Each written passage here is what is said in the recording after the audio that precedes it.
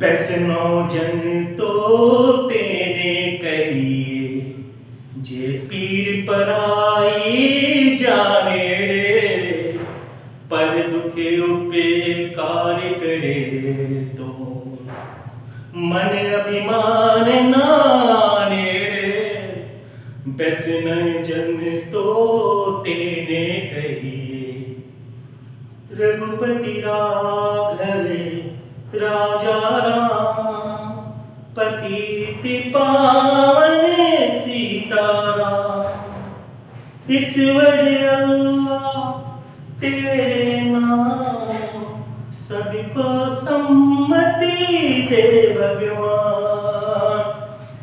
हम लोग अक्सर ये चीजों को गुनगुनाया करते थे जब स्कूली दिनों में शिक्षा को ग्रहण करते थे। बतलाया जाता था महात्मा गांधी की उन कहानियों को कि किस प्रकार से महात्मा गांधी अहिंसा के पुजारी थे, सत्य और सत्याग्रह के बल पे, जिन्होंने भारत को अंग्रेजी दास्ता से मुक्त करवा दी थी। दे दी हमें आजादी बिना खटक बिना डाल, साबरमती के संत तूने कर दिया कमाल।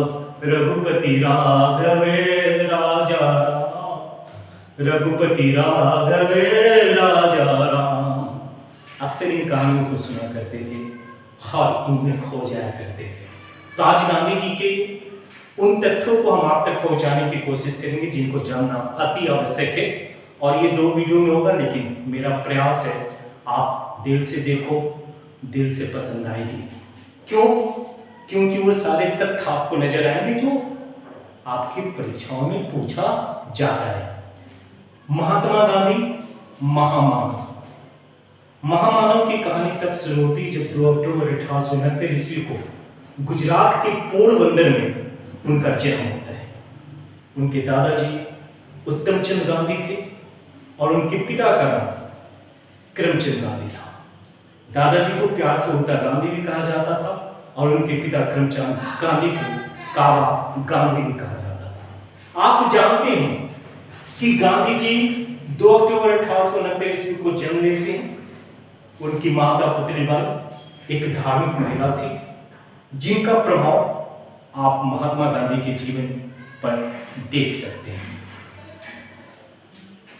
7 वर्ष की उम्र में उनके पिता पोरबंदर से राजकोट चले जाते, राजकोट के वे दीवान नियुक्त हो जाते। और गांधी जी की जो विवाह की बात की जाती, क्योंकि प्रारंभिक दिनों में आपको ये मालूम होना चाहिए कि गांधी जी 3 भाई और 1 बहन थे। तो 3 भाई का नाम आपको याद होगा। 3 भाइयों में गांधी जी भी शामिल थे। आपके लक्ष्मीदास का नाम आता है। आपने देखा होगा कि लक्ष्मीदास के साथ साथ हम लोग कृष्णदास की बात करते हैं। और जो उनकी बहन थी उनकी नाम थी रलियत।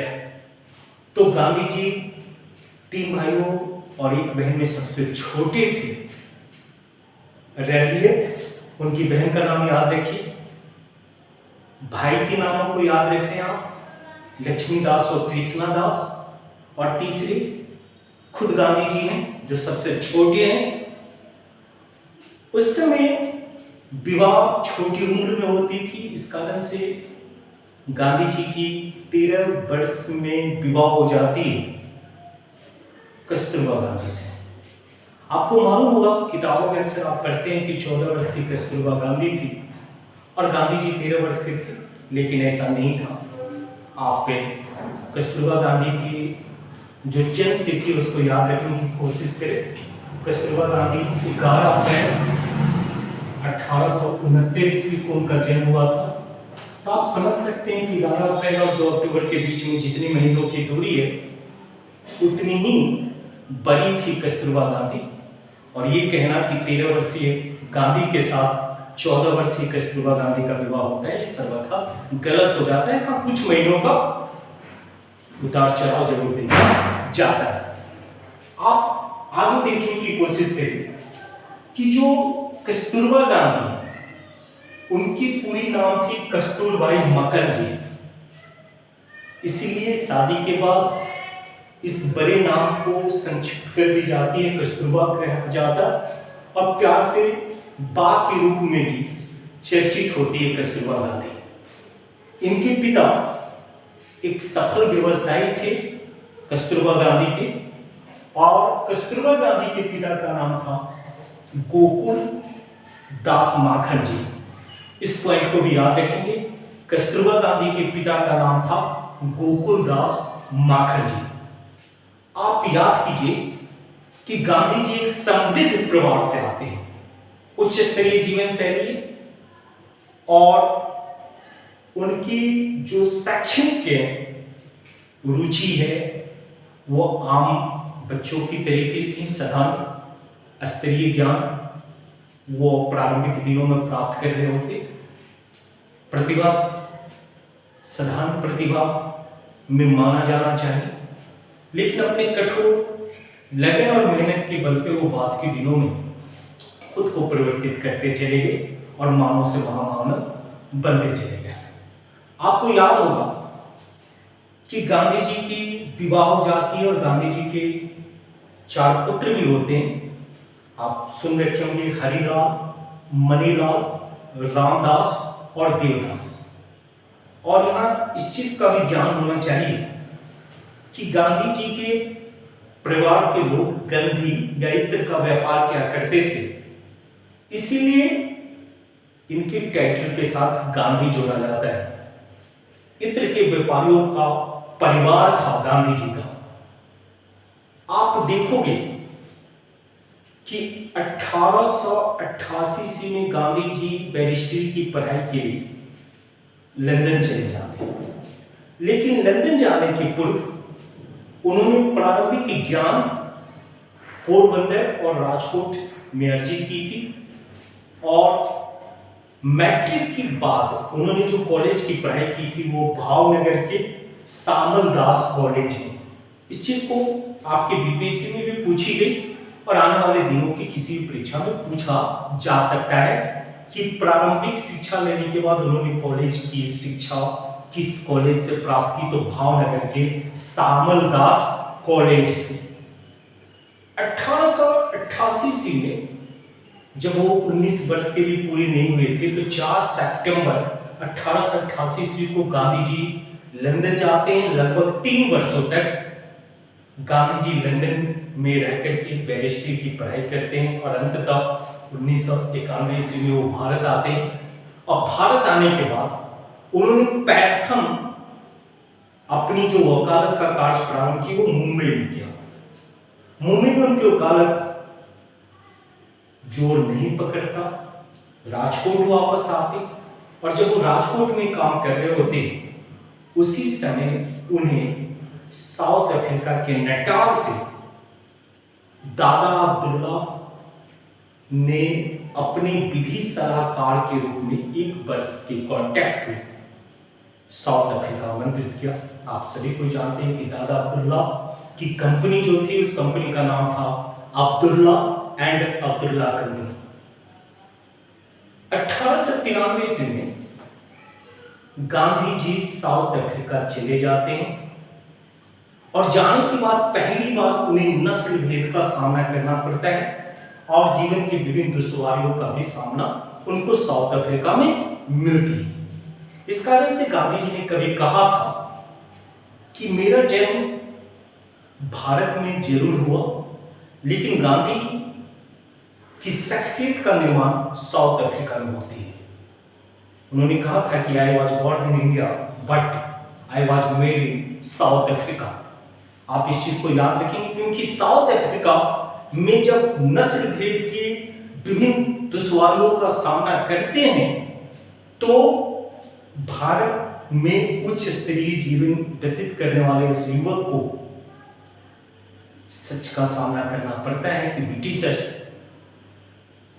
और ये अंग्रेजी हुकूमत किस प्रकार की व्यवस्थाओं को दुनिया के अन्य देशों में अपना रखी है, जिसमें लोगों से लोगों के बीच में विभेद कर लोगों से शोषण करवाए जाते।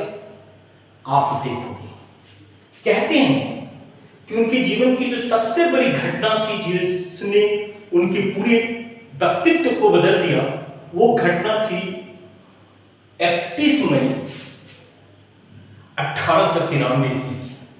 31 मई 1893 ईस्वी थी जब वो डरबन से प्रिटोरिया जा रहे थे, तो उनके पास प्रथम श्रेणी की टिकट भी थी, लेकिन जिस बोगी में वो बैठे हुए थे उस बोगी में बैठने वाले अंग्रेज यात्रियों के द्वारा इस बात का पुरजोर विरोध किया जाता है कि हम गोरे के बीच यह काला व्यक्ति कहां से चला आया।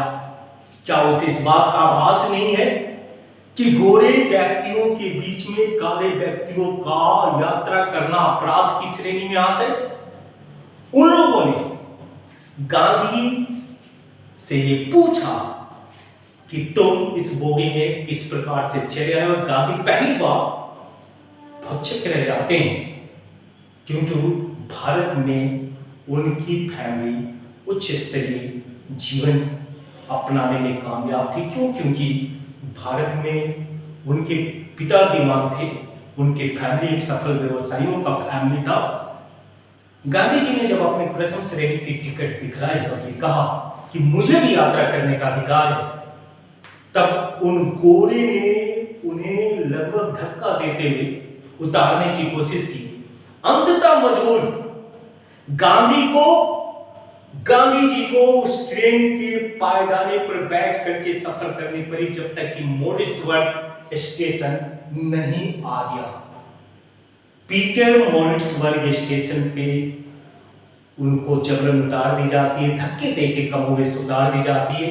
वह पीटर मॉरिट्सबर्ग के वेटिंग रूम में रात सर्दी के दिन ठिठुरते रहते हैं और अपमान की ज्वाला में जलते रहते हैं। वह जगह है जिस जगह पर गांधी पूर्णतः यह संकल्प लेते हैं कि इन तरीके की परिस्थितियों को बदलना ही होगा और अपमान से जलने वाले उस शख्सियत ने आने वाले दिनों में साउथ अफ्रीका में नस्लीयत को समाप्त करने के लिए जिस प्रकार की कृत्य किए, जिस प्रकार के प्रयास किए, वह संपूर्ण विश्व के लिए अग्रणीय हो जाता है। तो आपको याद रखना होगा 1893 ईस्वी का डरबन से प्रिटोरिया जाने के क्रम में पीटर मॉरिट्सबर्ग में किस प्रकार से उतार दी जाती। आपको याद होगा, आज अगर आप जाएंगे पीटर मॉरिट्सबर्ग, तो वहां कांसे की बहुत बड़ी मूर्ति लगी हुई गांधी जी की, जो इस बात का परिचय देता है कि इंसान साधारण होता है, लेकिन उनके कार्य उसको महान और महानता की श्रेणियों में शामिल कर देता। जिस पीटर मॉरिट्सबर्ग ने अपमान झेले थे, आज उसी पीटर मॉरिट्सबर्ग के लोगों के द्वारा उनकी सत्ता और सम्मान जो मिल रही है, वो अपने आप में अनुकरणीय है। यहाँ नजर रखिए। उसके बाद हम लोग दूसरी बात करेंगे। 1894 ईस्वी में गांधी जी ने अपने संकल्प को पूरा करने के लिए साउथ अफ्रीका में जो नस्ल भेद थी उसको समाप्त करने के लिए नेटाल इंडियन कांग्रेस की स्थापना की थी। एक संगठन बनाया था नेटाल इंडियन कांग्रेस, जिस संगठन के माध्यम से वो इंग्लैंड लगातार पत्र भेजते रहे। कई प्रकार की वो पत्राचार करते रहे। उनको ये महसूस नहीं हो पाया था उस समय तक कि इंग्लैंड में महारानी एलिजाबेथ की नजर में या महारानी एलिजाबेथ के नुमाइंदों के द्वारा इस प्रकार का जो कृत्य किया जा रहा है उसकी जानकारी इंग्लैंड के लोगों को भी है। वो ये महसूस कर रहे थे कि इंग्लैंड में रहने वाले अंग्रेजों को इस बात की जानकारी नहीं है कि दुनिया के अन्य देशों में उनके ही प्रशासकों के द्वारा किस प्रकार से लोगों को परेशान किया जा रहा है, लोगों को शोषित की जा रही है। पत्राचार करने की काज लगातार चलती रही, लेकिन जब वो थक जाते हैं, पत्राचार का कोई बहुत सकारात्मक परिणाम नहीं निकलता, तब 1904 ईस्वी में गांधी जी ने इंडियन ओपिनियन नामक एक पत्रिका प्रकाशित करनी शुरू कर दी। और वो पत्रिका जो है 4 भाषाओं में निकाली जाती है। तमिल में, गुजराती में, हिंदी में और अंग्रेजी में। इस चीज को भी याद रखना है। आप देखेंगे साथ साथ 1940 में एक आश्रम स्थापित की जाती है जिसे फीनिक्स आश्रम कहते हैं, डरबन में। आपके एग्जामिनेशन में कई बार पूछी गई है कि फीनिक्स आश्रम की स्थापना गांधी जी ने कहाँ किया था, तो फीनिक्स आश्रम की स्थापना 1940 में डरबन में की गई थी। अब 1986 में गांधी के नेतृत्व में एक बड़ी आंदोलन होती है वहां के स्थानीय लोगों के द्वारा, जिसको हम लोग पंजीकरण प्रमाण पत्र आंदोलन के नाम से जानते हैं। आप इस बात को जानते होंगे कि साउथ अफ्रीका में 3 प्रकार के भारतीय रहा करते थे। ये 3 प्रकार के कौन भारतीय थे? आप जानते हो कि इंग्लैंड संपूर्ण विश्व पर शासन कर रहा था। दुनिया के अधिकांश देश आपके इंग्लैंड के या तो औपनिवेशिक राष्ट्र थे या गुलाम राष्ट्र थे, और इंग्लैंड दूसरे देशों के विकास में भागीदार बनाने के लिए जबरन अनुबंध पर लोगों को ले जाया करता था, जैसे कि जाने वाले लोगों को गिर मीडिया भी कहते हैं। भारत से भी साउथ अफ्रीका में जबरन 25 वर्ष के अनुबंध पे, 20 वर्ष के अनुबंध पर ले गए थे भारतीयों को वे लोग। तो वहां भारतीय जबरन ले जाए जाते हैं अंग्रेजों के द्वारा। वहां 25 वर्ष से वे भारतीय थे जिनका अनुबंध भी समाप्त हो गया था। तो 3 प्रकार के वे भारतीय, पहला जिनका अभी अनुबंध है, ब्रिटिशर्स के साथ अनुबंध है, इसीलिए वो साउथ अफ्रीका में रहने के योग्य हैं। दूसरी, वे भारतीय हैं जिनकी 25 वर्ष का अनुबंध समाप्त हो चुका है, लेकिन वो भारत वापस नहीं आना चाहते। इसलिए नहीं आना चाहते क्योंकि वो ये समझ नहीं पा रहे कि अब हम बाहर जाके किसको क्या करेंगे, मेरे फैमिली वाले किस प्रकार से होंगे, मेरे घर की स्थिति कैसी होगी, इसीलिए वो साउथ अफ्रीका में रहना चाहते हैं। और तीसरे, ये मोमिन मुसलमान व्यापारियों का समूह है। ये 3 प्रकार के भारतीय आपके साउथ अफ्रीका में देखे जाते हैं। आपको याद होना चाहिए कि 1986 में साउथ अफ्रीका में एक नियम ला दी गई, जिस नियम के अंतर्गत प्रत्येक भारतीय समुदाय के व्यक्ति को अपने साथ प्रमाण पत्र लेकर ही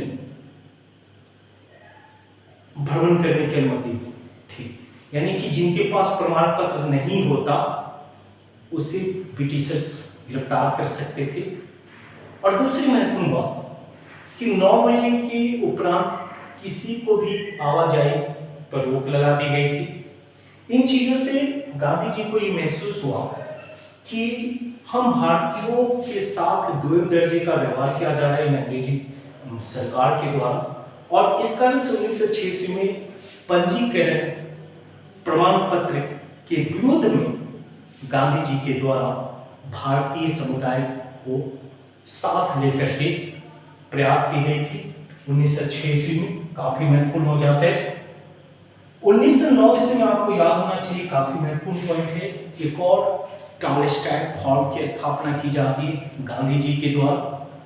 और 1913 ईस्वी का वर्ष भी काफी महत्वपूर्ण है। 1913 ईस्वी में उन भारतीयों के ऊपर ब्रिटिशर्स ने, अंग्रेजी सरकार ने पोल टैक्स लागू कर दी थी। पोल टैक्स किन भारतीयों के ऊपर?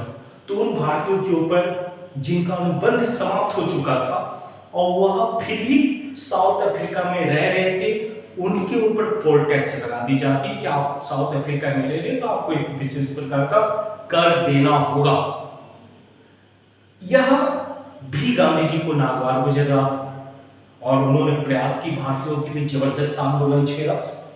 और साथ साथ विवाह जो थी भारतीय पद्धति से वहां के स्थानीय लोगों के साथ, उस विवाह को भी गैर अनुबंधित साबित कर दी गई, घोषित कर दी गई।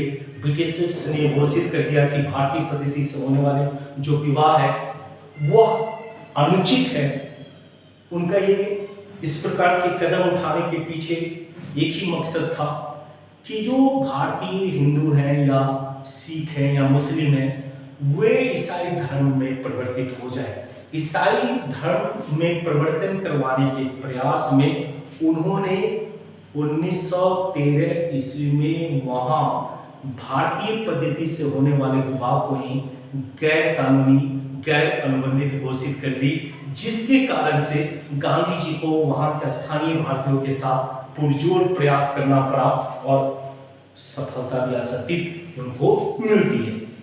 अंततः गांधी जी लगभग 22 वर्ष साउथ अफ्रीका में रहने के बाद 9 जनवरी 1915 ईस्वी को भारत वापस आ जाते। हमें मालूम है कि 9 जनवरी को भारत में प्रवासी दिवस के रूप में मनाने की परंपरा 2003 ईस्वी में अटल बिहारी वाजपेयी सरकार ने ही शुरू की थी और 2003 से जो प्रवासी दिवस प्रत्येक वर्ष 9 जनवरी के आसपास मनाया जाता रहा। 9 जनवरी काफी महत्वपूर्ण रहा, लेकिन मोदी जी की सरकार जब 2014 में आती है तो मोदी जी की सरकार ने ये माना कि इस कार्यक्रम को प्रत्येक वर्ष आयोजित किया जाना संभव नहीं है, प्रवासी दिवस प्रत्येक वर्ष आयोजित नहीं हो सकती। इसीलिए आप देखोगे कि अब प्रत्येक 2 वर्ष पे हमारे देश में प्रवासी दिवस मनाने की परंपरा मोदी जी सरकार के द्वारा शुरू की गई। 2017 में, 2019 में, 2021 में आप प्रवासी दिवस सम्मेलन को आयोजित होते हुए देख पाए होंगे। यह है अब 2 चीजें। 9 जनवरी 1915 ईस्वी को गांधी जी भारत आ जाते हैं और भारत आने के बाद उन्होंने अपना राजनीतिक गुरु गोपाल कृष्ण गोखले को बनाया। गोपाल कृष्ण गोखले को आप इस बात को जानते हैं कि जब एक कुशल गुरु आपको मिल जाता है तो आपकी कार्य करने की क्षमता जो होती है वो 100 गुने ज्यादा हो जाती है। आपके गोपाल कृष्ण गोखले ने गांधी जी से एक ही मंत्र दिया कि आप आंख और कान जरूर खुले रखो, लेकिन अपनी आवाज को अंकुश लगाए रखो। आप संपूर्ण भारत को पहले भ्रमण करो, यहाँ की राजनीतिक हालातों का अवलोकन करो और तभी जाकर के यहाँ की राजनीतिक व्यवस्थाओं पर किसी प्रकार का प्रहार करो या राजनीतिक व्यवस्थाओं को बदलने के लिए प्रयास करो। आप इस बात को जानते होंगे कि 1916 ईस्वी में गांधी जी लखनऊ अधिवेशन में शामिल होते हैं और 1917 ईस्वी में गांधी जी प्रथम भारत में सत्याग्रह चंपारण बिहार की भूमि में करते हैं। आप इस चीज को जानते हैं कि बिहार की चंपारण ही वो पवित्र भूमि है जिस पवित्र भूमि से गांधी जी ने अपने राजनीतिक कैरियर की शुरुआत की थी। इन चीजों को आप हमारे द्वारा जो स्वतंत्रता संग्राम से संबंधित विभिन्न आंदोलन से संबंधित वीडियो उसमें स्टेप बाय स्टेप बताने की कोशिश की गई है। गांधी जी से संबंधित कुछ महत्वपूर्ण तथ्य और हम बतलाएंगे जो याद रख नहीं पाते या याद रखने की कोशिश नहीं करते। पहला महत्वपूर्ण, भारत में उन्होंने किस अधिवेशन में प्रथम बार शामिल हुए तो 1916 ईस्वी के लखनऊ अधिवेशन में, पहली पॉइंट। दूसरी पॉइंट आपको याद रखनी है कि 1921 ईस्वी मदुरई जो अधिवेशन था, उस मदुरई अधिवेशन में वो पहली बार सूट बूट को पूर्णतः त्याग करके एक वस्त्र का ऊपर और नीचे दोनों इस्तेमाल करना शुरू कर देते हैं। यह किस वर्ष 1921 ईस्वी के मदुरई अधिवेशन से। तीसरी, आप देखोगे कि गांधी ने अपने पूरे जीवन काल में एकमात्र बार कांग्रेस अधिवेशन की अध्यक्षता की है, 1924 ईस्वी की बेलगांव अधिवेशन की। चौथी जो महत्वपूर्ण पॉइंट होती है वह यह है कि आप देखोगे कि 1931 ईस्वी कराची अधिवेशन में पहली बार गांधी जी को काले झंडे का सामना करना पड़ा था। पांचवी महत्वपूर्ण बात है कि गांधी जी जो धुलती बोल में सम्मेलन में शामिल होने के लिए गए थे, उसमें वो MS राजपूताना नामक जहाज से गए थे। राजपूताना नामक जहाज का भी उल्लेख किया जाता है। उसके बाद आप देखोगे कि किस प्रकार से 6 जुलाई 1944 ईस्वी को, क्योंकि पहली बात होती है कि गांधी जी को महात्मा की उपाधि किसने दिया, तो कई कंट्राडिक्शन है उसमें कि स्वामी श्रद्धानंद ने दिया या आपके रविन्द्रनाथ टैगोर ने दी। रविन्द्रनाथ टैगोर की मान्यता ज़्यादा मिलती है कि चंपारण आंदोलन के उपरांत रविन्द्रनाथ टैगोर ने उन्हें महात्मा की उपाधि दी थी। और राष्ट्रपिता की उपाधि 6 जुलाई 1944 ईस्वी को सुभाष चंद्र बोस के द्वारा दी जाती है। तब जब सुभाष चंद्र बोस ने रंगून से गांधी जी को रेडियो के माध्यम से संबोधित करते हुए कहा था कि राष्ट्रपिता गांधी जी, आप हमारे जवानों को आशीर्वाद दीजिए कि आने वाले दिनों में संपूर्ण भारत को अंग्रेजी दास्तां से मुक्त करवा पाए। तो इसीलिए 6 जुलाई 1944 ईस्वी को रंगून रेडियो से संबोधित किया जाना राष्ट्रपिता के नाम से, ये सुभाष चंद्र बोस ने राष्ट्रपिता कहा। आपको याद होगा कि घटनाएं काफी आगे बढ़ती है। 15 अगस्त 1947 ईस्वी को जब देश को आजादी मिलती है तो गांधी जी दिल्ली में नहीं थे। ये बड़ा मार्केबल क्वेश्चन है और इस वीडियो को बहुत कम समय में हम पूरा करने जा रहे हैं और उम्मीद करते हैं कि हर पढ़ने वाली शख्सियत या हर उस शख्सियत के पास होना चाहिए जो गांधी जी के तथ्यों को जानना चाहता है। यहाँ आपको याद होना चाहिए कि 15 अगस्त 1947 ईस्वी को जब देश को आजादी मिलती है उस समय गांधी जी दिल्ली में नहीं थे। गांधी जी नोआखली में थे, कलकत्ता में। कहाँ थे? नोआखली में, कलकत्ता में। इस चीज को याद रखेंगे। कई बार आपके ये सब टेक्निकल क्वेश्चन है कि 15 अगस्त 1947 ईस्वी को गांधी जी कहाँ थे, तो वह सांप्रदायिक दंगे को रोकने के प्रयास में कलकत्ता नोआखली में थे 15 अगस्त 1947 ईस्वी को। आप इस चीज को याद करोगे। 30 जनवरी 1947 का वो मनहूस दिन, जिस दिन शाम को 5 बजे जब बिरला हाउस में वह थे, प्रार्थना सभा में जा रहे थे, तब कुछ षड्यंत्रकारियों ने गांधी जी की हत्या कर दी। आप नाथूराम गोडसे, नारायण आप्टे, इन दो शख्सियतों का नाम जानते हैं। इन्होंने बड़े क्या, बहुत मार्केबल क्वेश्चन है, 5 बजे शाम को बिरला हाउस में बड़ेटा पिस्टॉल से इन्होंने गांधी की हत्या कर दी और नारायण आप्टे और नाथूराम गोडसे को 15 नवंबर 1949 ईस्वी को फांसी के तख्ते पे झुला दिया।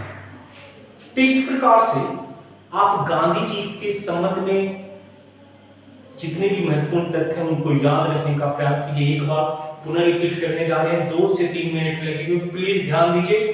2 अक्टूबर 1869 ईस्वी को पोरबंदर में जन्म होता है गांधी जी की। उनकी पत्नी की जन्म होती है 11 अप्रैल 1869 ईस्वी को कस्तूरबा गांधी की। आप ये भी जानते हैं कि वो 3 भाई थे, गांधी जी सबसे छोटे। उनकी एक बहन भी है, रलियत नाम है। 2 भाइयों का नाम है कृष्णा दास और लक्ष्मी दास। गांधी जी के 4 पुत्र होते हैं, हरिलाल, मणिलाल, रामदास और देवदास। गांधी जी की फैमिली गंदी के व्यापारी थे, इत्र के व्यापारी थे, इसलिए उनकी टाइटल जो होती है गांधी होती है। आप ये भी देखेंगे कि प्रारंभिक शिक्षा उनकी जो होती है सामुदास कॉलेज में होती है भावनगर में। आप ये भी देखोगे कि 4 सितंबर 1888 ईस्वी को बैरिस्ट्री की पढ़ाई के लिए वो लंदन जाते हैं। 1891 में आते। 1891 में उन्होंने पहली वकालत पेशा मुंबई में शुरू किया, लेकिन वहां से पुनः वो राजकोट आते हैं और वहीं से विधि सलाहकार के रूप में अब्दुल्ला कंपनी के साथ वो जुड़ जाते हैं, नटाल जाते हैं। वहां से कहानियां बदलती है और आपको याद होगा कि किस प्रकार से डरबन से जब प्रिटोरिया जा रहे थे तो मॉरिसबर्ग में उनको जबरन उतार दिया जाना उनके जीवन को बदल के रख देता है। आप ये भी देखोगे कि किस प्रकार से 1893 ईस्वी की मॉरिसबर्ग की घटना, 1894 ईस्वी में आपने ये सुन रखा है कि आपका नेटाल कांग्रेस की स्थापना, 1904 ईस्वी में इंडियन ओपिनियन नामक पत्रिका को प्रकाशित किया जाना। आप ये भी जानते हैं कि 1906 ईस्वी में पंजीकरण के विरुद्ध आंदोलन, 1909 ईस्वी में टॉलस्टॉय था, 1913 ईस्वी में देखा होगा पोल टैक्स के विरुद्ध, 1915 ईस्वी में गांधी जी का भारत आगमन। अंततः आप ये भी जानते हैं कि किस प्रकार से 30 जनवरी 1947 ईस्वी को गोडसे और नारायण आप्टे के द्वारा उनको मार दिया जाना। तो गांधी जी की कई कहानियां हम लोग सुनते रहेंगे आगे की क्लास में, क्योंकि गांधी के अहिंसा के दर्शन को सब लोग स्वीकार नहीं कर पाते। कई लोगों का ये मानना है कि गांधी जी ने देश की मुसलमानों को खुश करने के प्रयास में देश का मुर्दाबाद कर दिया। समझदारी इसमें नहीं है कि गांधी के द्वारा किए गए महान कार्यों को हम लोग अनुचित बतलाने का प्रयास करें। जब इनके दर्शन को देखेंगे तो उन्होंने एक बार कहा था कि अगर मुझे कायरता और हिंसा में से किसी एक को चुनना होगा तो मैं हिंसा को चुनूंगा, कायरता को नहीं। मतलब साफ था कि अहिंसा का पुजारी हिंसा को गहन दर्शन के साथ देखा करता था। हम लोग उनके दर्शन पे बात करेंगे, उनके विभिन्न आंदोलनों पे बात करेंगे और गांधी के द्वारा बोली गई एक लाइन का जरूर उल्लेख करेंगे कि समझने के लिए तो आपके हृदय में समस्त ज्ञान है, यानी आत्मज्ञान से बड़ी ज्ञान कुछ भी नहीं होते, लेकिन भूगोल, इतिहास इन विषयों के अध्ययन के बिना आप किसी चीज को समुचित नहीं समझ सकते। तो इतिहास की क्लासेस गहन अध्ययन का विषय है। दिल से पढ़िए, आगे बढ़िए, याद रखिए। दे दी हमें आजादी बिना खड़ग बिना ढाल, साबरमती के संत तूने कर दिया कमाल। रघुपति राघवे राजा राम, रघुपति राघवे राजा राम। जय हिंद, वंदे मातरम, भारत माता की जय।